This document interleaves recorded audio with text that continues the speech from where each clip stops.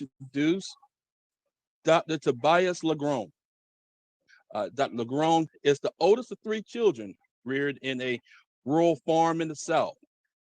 Both sets of Dr. Lagrone's grandparents were farmers, and it was in a rural, down-to-earth environment that Dr. Lagrone learned not to be afraid of hard work and earning an honest living. At an early age, he was he was up by 5 a.m. feeding livestock on the farm, cutting firewood, and gathering pears and plums for summer jellies and preserves.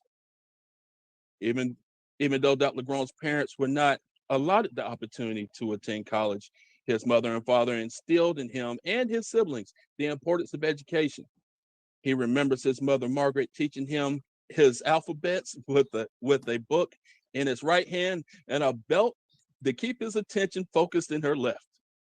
Dr. Lagrone fulfilled his parents' dream and became the first in his immediate family to earn a college degree. He holds a Bachelor of Arts in Political Science from Jackson State University and both of his Masters of Divinity and Doctors of Ministry degrees from Memphis Theological Seminary in Memphis, Tennessee. He is an Alpha Phi Alpha Fraternity Incorporated. He accepted his call to preach the gospel of Jesus Christ at the age of 17 years old and began pastoring at 19 years of age. He has over 33 years of pastoral experience. He has been married to his lovely wife for 28 years, and they have one daughter who is a senior at the UNC University System. It is my pleasure to bring to you today Dr. Tobias Lagrone. Thank you so much. And Senior Dems of North Carolina, thank you so much for the opportunity to come and share on this wonderful day. And thank you for the hard work that you do in the state of North Carolina to make our state a better place for everyone. As it was said, I'm Dr. Tobias Lagrone. I'm a servant leader, and I'm requesting your support as I seek to represent you as your United States Senator. It was on April 12th, 1776, 245 years ago, that the 4th Provincial Congress, North Carolina's assembly, was the first British colony to authorize her delegates to break free from colonial rule. Once again, history calls upon North Carolina to lead the way, serving as a brave example for our nation.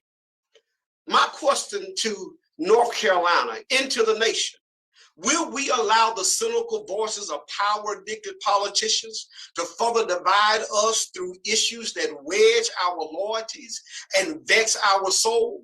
Or will we choose to think for ourselves? Will we choose to work together as civilized citizens? Or will we bring to fruition the dark warning from Dr. Martin Luther King Jr., where he said, either we learn to live together as brothers and sisters, or we perish together as fools. We know where the well-worn paths of division would take us, for the old path is illumined with the azure glow of red blood of a nation divided during the rebel days of a fractured union. On January the 6th, 2021, we watched the poor sons of Confederate ghosts storm America's Capitol, demanding that white power trump the democratic will of the American people. We come to you, our campaign comes to you, and if you notice, my website is not tobiaslagrone.com, but my website is ncnewday.com, because it's time for a new day in North Carolina politics. Seniors, today you are more active than ever. You travel, you vacation, you sightsee, you start small businesses. You are active in the life of your children and grandchildren, and in some cases, great-grandchildren. Today's baby boomer seniors are what I describe as the last pension generation.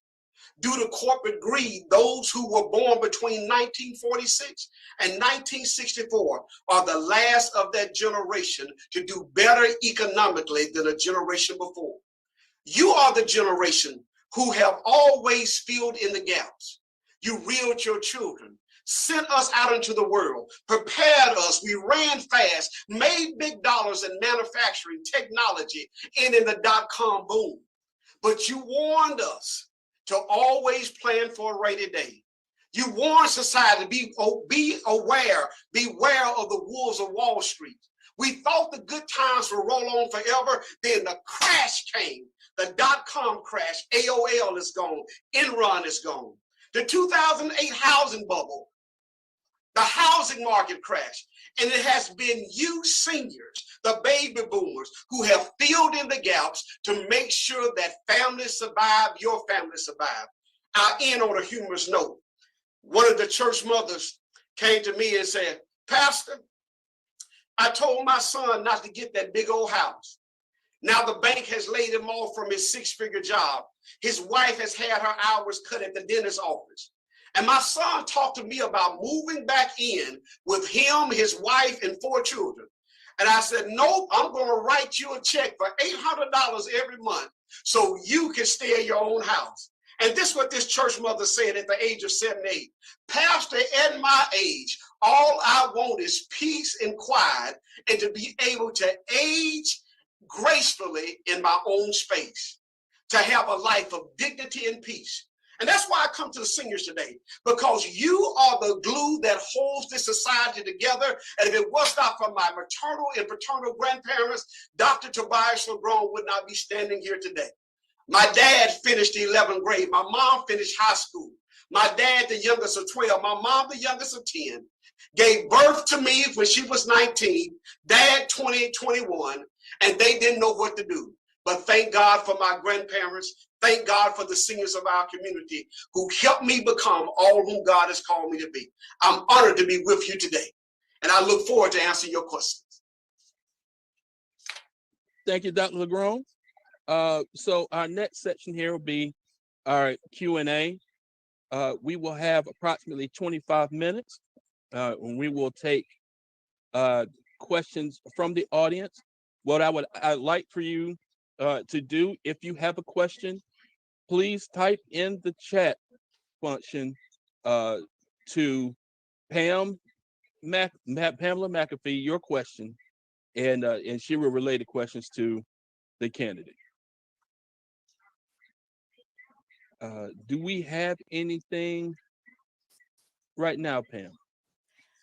Still waiting for questions, but we've had questions that we have ready. One of the concerns that a lot of seniors have is about global warming.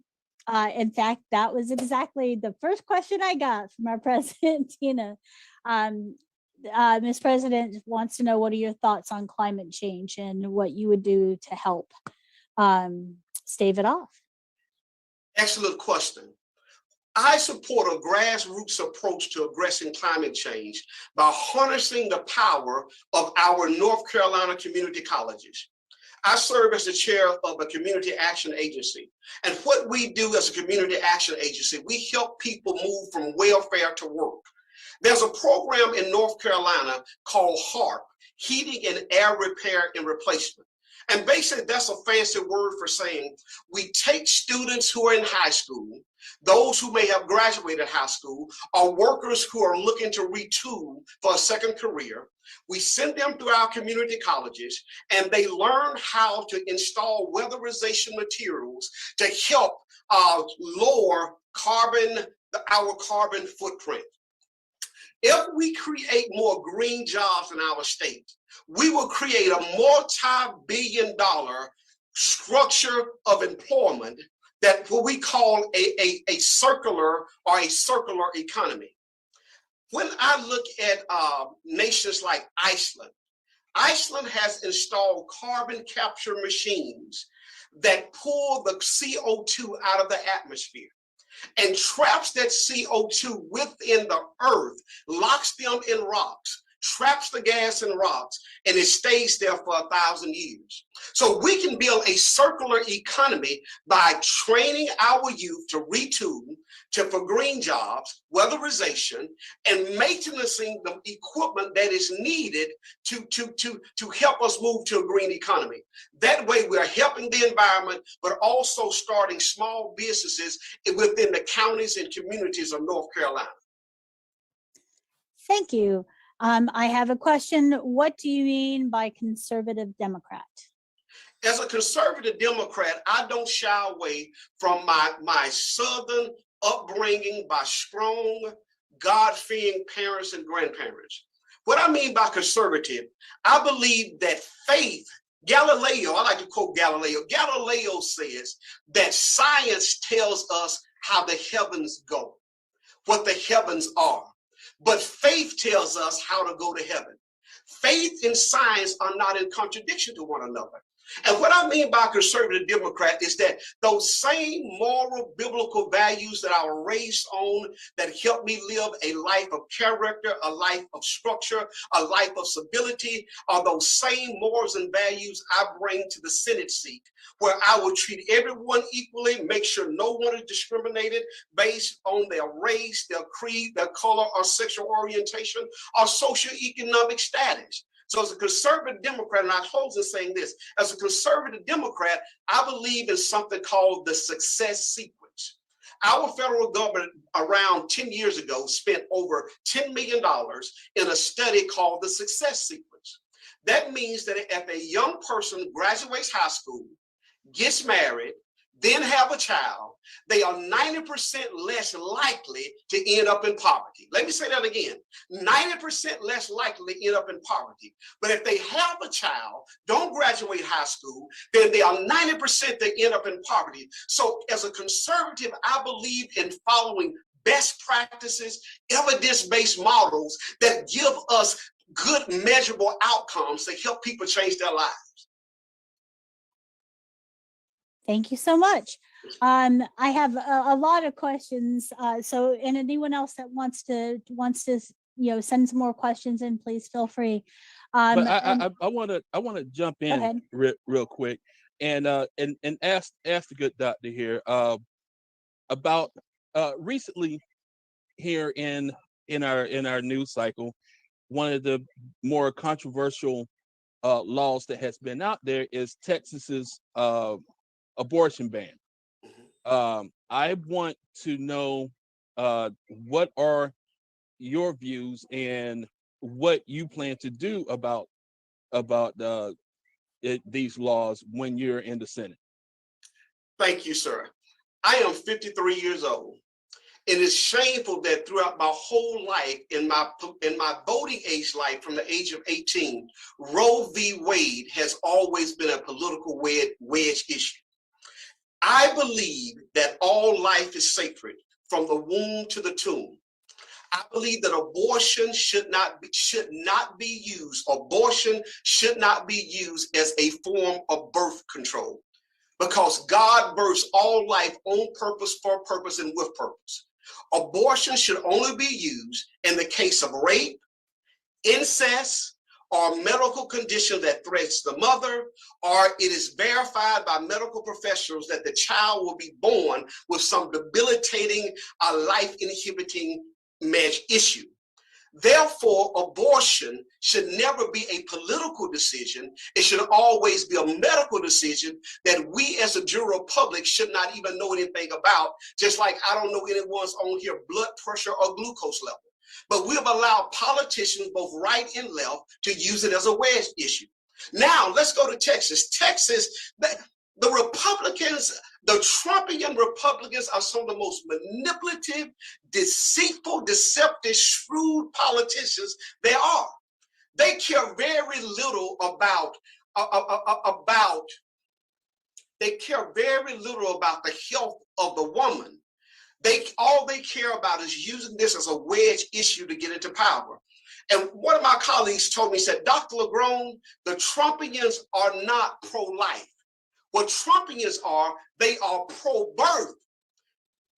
But once the child gets here, they cut after school programs, they cut food stamps, they cut all social safety nets. If that young child happens to be shot by a policeman who in an unjustified shooting, they are silent.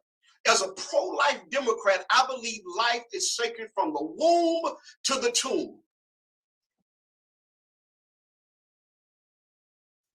Thank you. Thank you so much. I, as a former resident of Texas, I can assure you that they do not take care of their people, which is medical. Medicaid wasn't expanded there, and also here. So that leads us to the next question. What about Medicare, Medicaid for all, Medicare for all?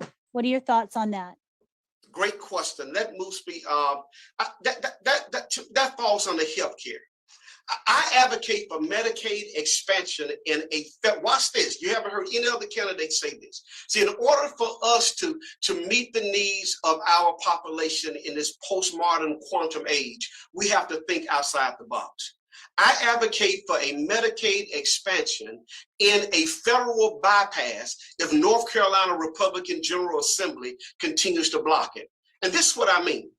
I suggest a direct funded healthcare debit card that is federally funded based upon each person's eligibility, similar to a flexible spending account.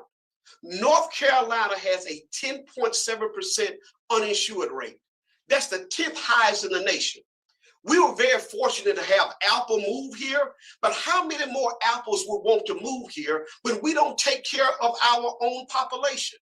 See, to qualify for Medicaid right now in North Carolina has narrow eligibility and some of the most restrictive eligibility qualifications in the country.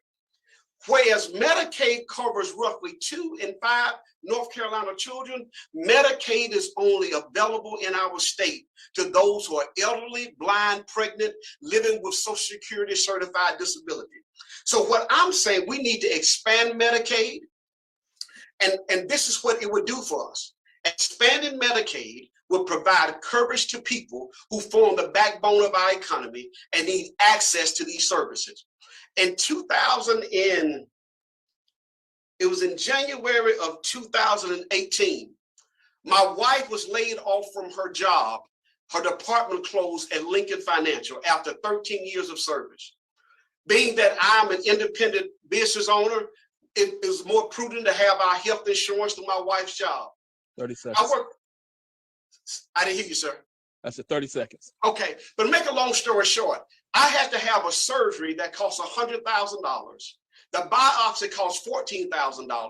And if it had not been for the American health care or Obamacare, I would have been stuck with a medical bill that could have bankrupted my family and I.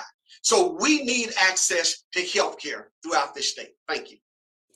I want to circle back with a nuance of the question about the abortion stance. Do you believe that a majority of Democratic voters will be able to support someone with an anti-abortion stance? It is not I think that the majority of Americans believe in a common sense abortion stance. As a civilized society, we cannot accept abortion as a form of birth control. This is not the 1950s or 60s. There are so many methods of contraception and preventative care, but we cannot accept abortion as a form of birth control. We just can't do that as a civilized society. Once again, it should be a medical decision, and I reiterate, medical decision between the physician and the patient, where the mother's life is at jeopardy, where incest, rape, or the child is known to be born with some life-inhibiting deformity, and that should be a medical decision, but never as a form of birth control. Thank you. And I have from Vincent, he asked, how will you strengthen our strategic alliances? As a clinical therapist, throughout my career, licensed therapist, licensed in North Carolina, in Virginia, as an addiction specialist, and trained as a pastoral psychotherapist and cognitive behavior therapy, rational emotive behavior therapy. I have learned how to sit down at the negotiating table and find out what do people want. Everybody wants something, but nobody wants to be bullied. We cannot go around as America bullying other nations and talking to them like they're children.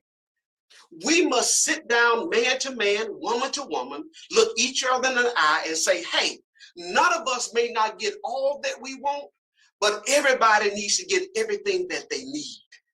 And we must have an emotional intelligence, communicative way of communicating with foreign leaders so they can maintain, watch this, use a Mediterranean Oriental term, so they can maintain honor in the eyes of the people whom they lead, just as we want our leaders to maintain honor in our eyes.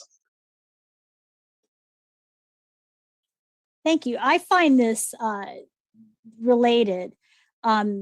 The second question that Vincent asked is, can you share your thoughts about immigration reform? Certainly. We need federalized immigration. We need laws on the books that allow people to come in through an organized way. Right now, a lot of the calls I've been getting from around the state, emails and calls, is that why do we have a duplicitous doctrine in terms we're trying to get $3.5 trillion passed to help build our infrastructure, and they're haggling. Yet we are bringing up to 95,000 Afghans into our country, and there's no haggling that we're going to foot the bill for that. The next thing, we see the disparity in regards to how Haitians were treated at the border as compared to Cubans, how they are treated when they are fleeing from Cuba. And we need to have some serious conversations in regards to those underlying primordial archetype images that we have where we hold a certain group of people in higher esteem than others. And we must have those serious conversations because it's not right. Every human being deserves an opportunity at life, liberty, justice, and the pursuit of happiness. And America is the best place to pursue that. Thank you for that. And have a question from Mike. What level of control should workers have over the means of production? Workers, I've always refuted that workers should not be viewed as human resources. They are human beings. And back when my uncles worked in the steel mills and worked in manufacturing, auto manufacturing up north, and my father worked in furniture manufacturing in the South, it was always understood that we are working for the good of the company and the employee. Workers need union protection because this is what we know about power. Power corrupts, and absolute power corrupts absolutely. The Bible says that the love of money, Jesus said this, the love of money is the root of all evil. And when it comes to money and that CEO looking at the amount of money that's coming in, they have stolen from the worker. All worker production is up 356% since the 1970s. But the pay has only moved 3%. That's unacceptable. So we need worker protection. We need to make sure that unions have the ability to form and negotiate on behalf of workers so we can have a level playing field in this country. Sorry, trying to unmute myself so I can ask the next question. Thank you so much. Okay, we have coming back to the Medicaid, Medicare, we know that some of the stuff that they're trying to negotiate with the infrastructure bills are dental and vision and even hearing aids as part of Medicare. So I'd like to know what your thoughts are on that. The American citizen should have access to the same health care as the people whom they elect and send to Washington. So does Marco Rubio have access to dental and vision? Does Lindsey Graham have access to dental vision? Does Ted Budd have access to health care and medications he may need for his health? If we are the people footing the bill as the citizens, why is it that those whom we elect have a right to health care, but those who foot the bill don't. Specifically, though, about dental and vision and hearing, because those are not part of Medicare right now. So do you have any thoughts specifically on those? It should be added because it's needed, especially for seniors. My uncle, when I was home in May, my uncle down on the farm in Mississippi, he had to get hearing aids. The hearing aids cost more than he receives in his meager pension in a month. And so, of course, the family had to come together and help him with that. Not only do I feel that we should have, that we should include dental, vision, hearing aids, but we should also, lost my train of thought, moment of transparency. But yes, I agree. We need to add all those elements. Oh, Medicare and Medicaid negotiating prescriptions. That's what I wanted to say. We need to be able to, why do we pay the highest cost for prescription medicine out of all the industrialized nation? That's a big gift to farmer. I've been watching the commercials that farmer is bringing out, everyday looking American citizens talking about don't mess with, don't negotiate Medicaid, don't negotiate Medicare. They are getting over like a fat cat, and we need to end this gravy train as soon as possible. Vincent's just putting out these questions, keeping us busy. This is a big one for us. Ted Budd, I think doesn't he own a gun shop? I don't know. He's running ads that show him with gun in hand. What are your thoughts about responsible gun ownership? Every gun owner needs to be properly trained. I started shooting at the age of 7, growing up on the farm. You need to know how to shoot. Never know when an animal would come out of the woods. We went hunting rabbits, deers, and whatnot. I have my concealed carry. And anytime you see me outside of the house, I got grace and mercy following me, as the 23rd Psalm said, but I got Smith & Wesson by my side. I'm a responsible gun owner, and we need firearms to properly protect ourselves. But these are the questions we must ask. Why has there been a proliferation and increase in gun violence in the street? Could it be that firearms are too accessible? That there's no way of monitoring who has the firearm? There's no way of knowing when a firearm is stolen or given to someone else? So we need responsible gun ownership. Thank you. Another question that we have, this is a big one too, that I hear a lot about, or, what are your thoughts on broadband, especially not just in rural communities, even sometimes in the city? Mm-hmm. Well, I applaud our Governor Cooper and our North Carolina General Assembly for establishing the North Carolina Department of Internet Technology. And what that does, that includes broadband they have included broadband as an indicator in the Certified Work-Ready Community Initiative, and where they partner with the North Carolina Chamber of Commerce and other workforce development partners. Broadband is not a luxury, it is a necessity. As a licensed therapist, and when COVID hit and I shut down my physical office in terms of seeing patients in the office for therapy, I went to a software where I can see my clients, my patients face to face. I can consult with the psychiatrist in regards to medication management and the therapy that patients are receiving, all through the miracle of video. But when back home in Mississippi, on Camargo Road in Nelson, Mississippi, my nephew, 11-year-old nephew, was not able to connect with his educational portal at the high school. You know why? There's no broadband there. Because where was raised at is a country road. And it was just in April, out of all these years, that broadband or internet is there with what's called a nod, an NOD, a nod that's placed on the light pole where the internet or the broadband comes through the utility.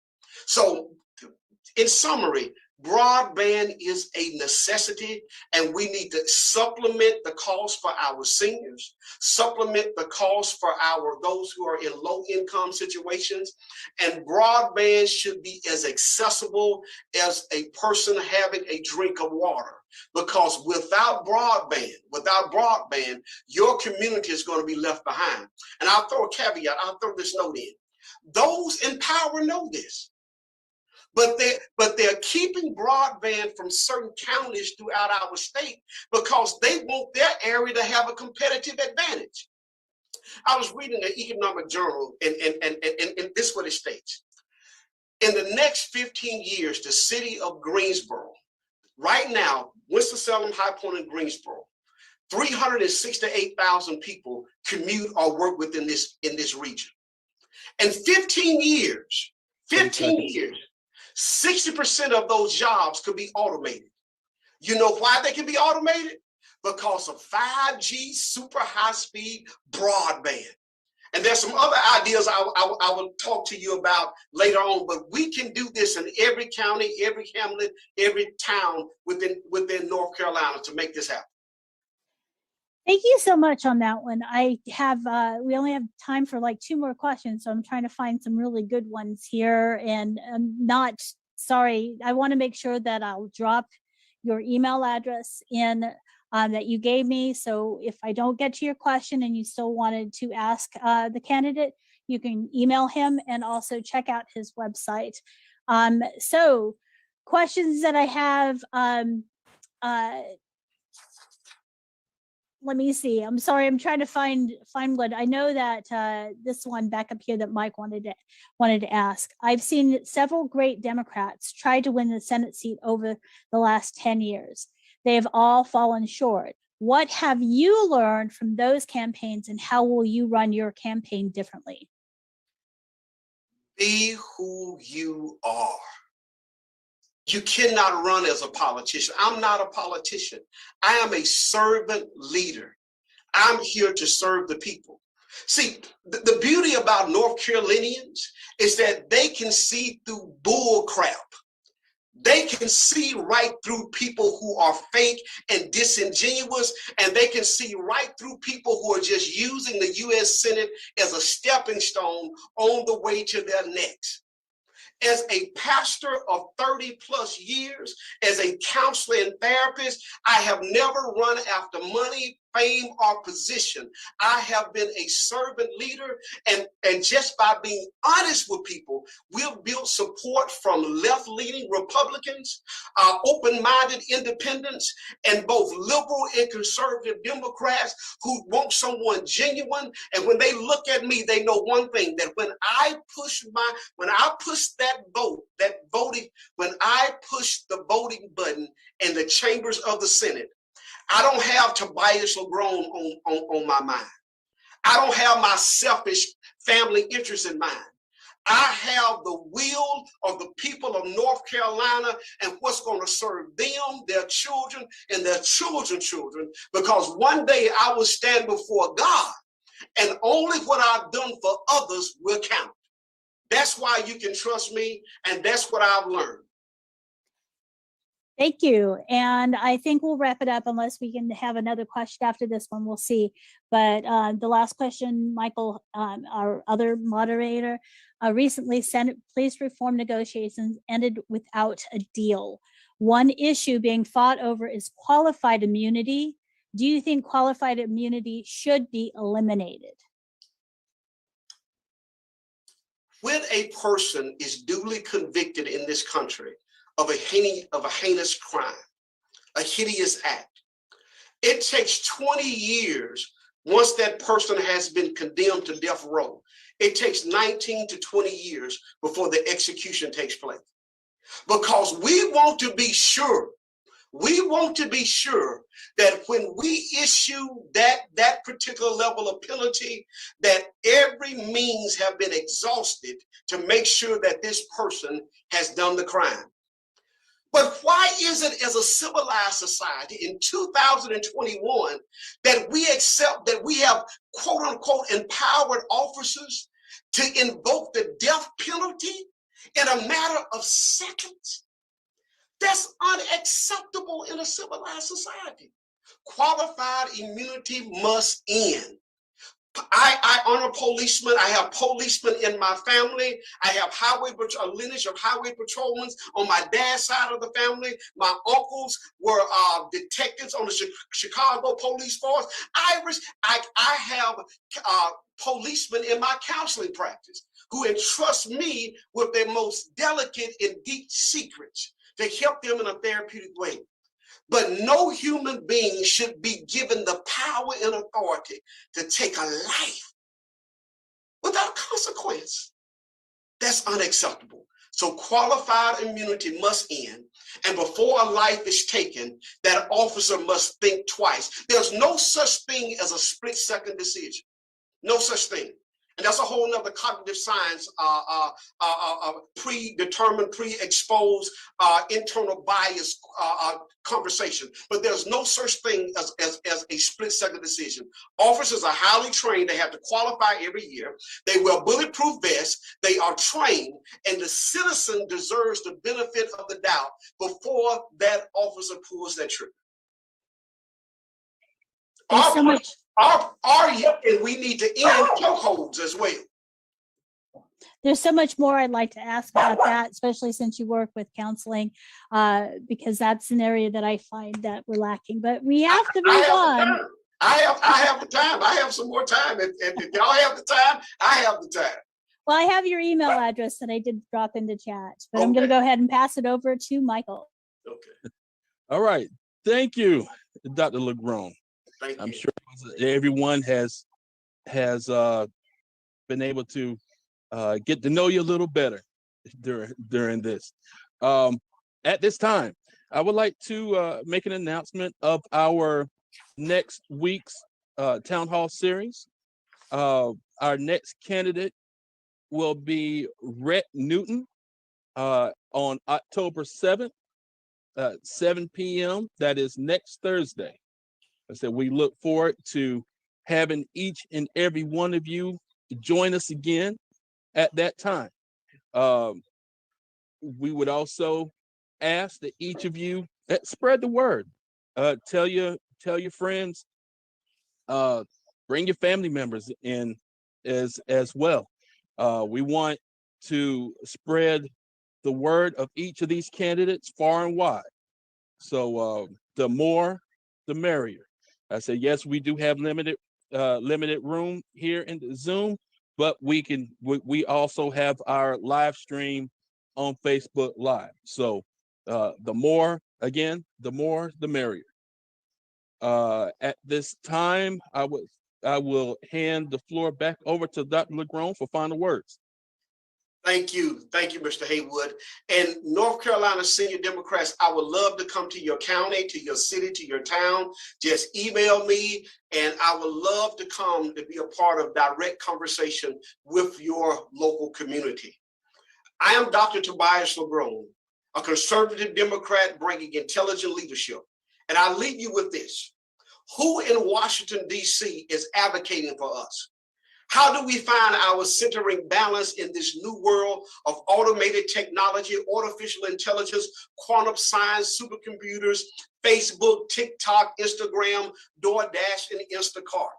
How do we enjoy this remarkable, beautiful country called America with our technological advancements of living in a George Jetson world while we're protecting our democracy from those with a Fred Flintstone mentality?